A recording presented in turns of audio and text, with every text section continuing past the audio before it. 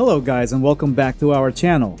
In today's video, we are going to be exploring the 2024 Aston Martin Vanquish. We will be highlighting all the futuristic features to be expected from this alluring beast.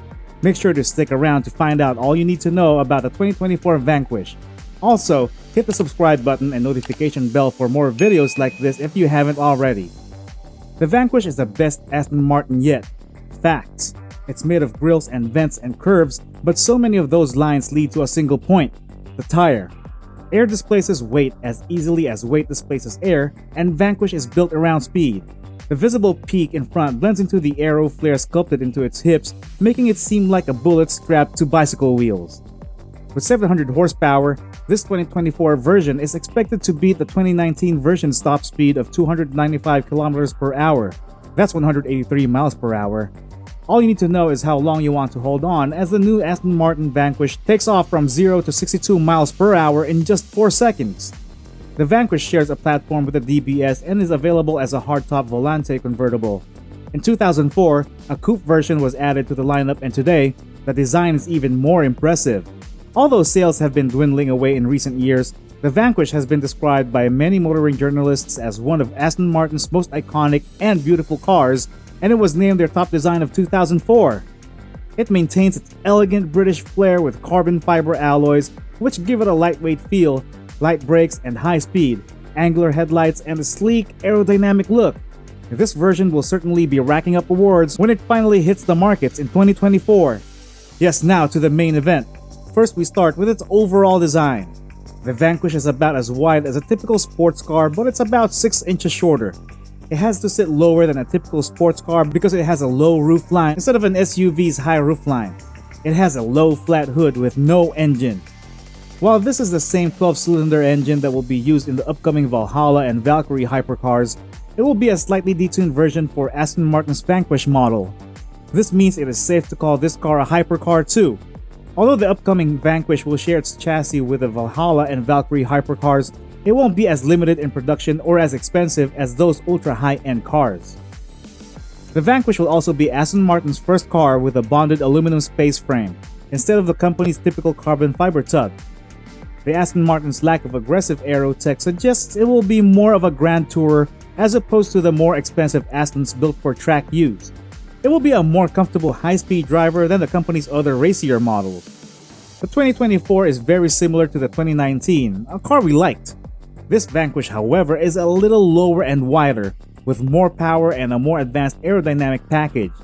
The interior too is a little like the previous version, but with some new materials and trim choices. The seats are now leather instead of cloth.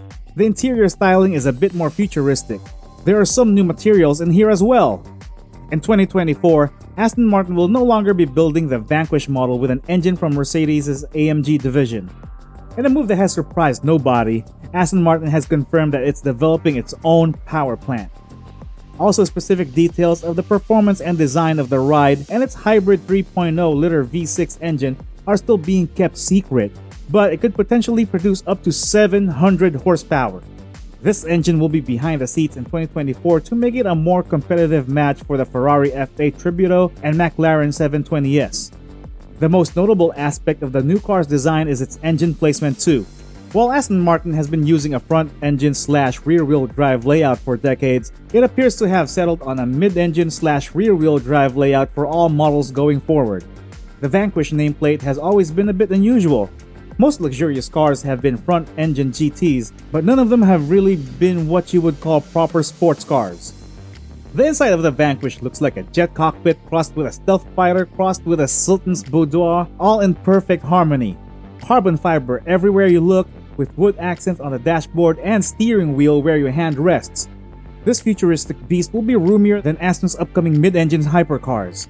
Its cabin will be roomier partly because at 300 to 350 pounds, it will be lighter than its competitors' cabins, which weigh in at 400 pounds and up.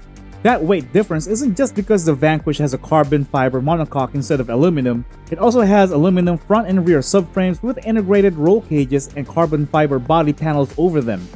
The result is an appearance of lightness that you have to see from the inside to believe. The only gearbox option is going to be a 6-speed automatic, and there is an extra passenger space too, which makes up for its coupe design.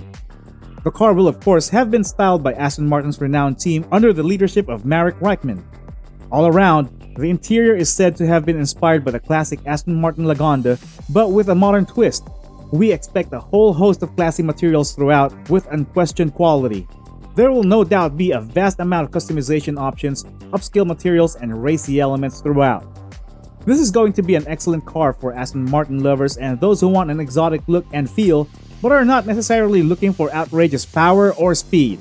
This car is more about style than anything else. It's all about being an Aston Martin.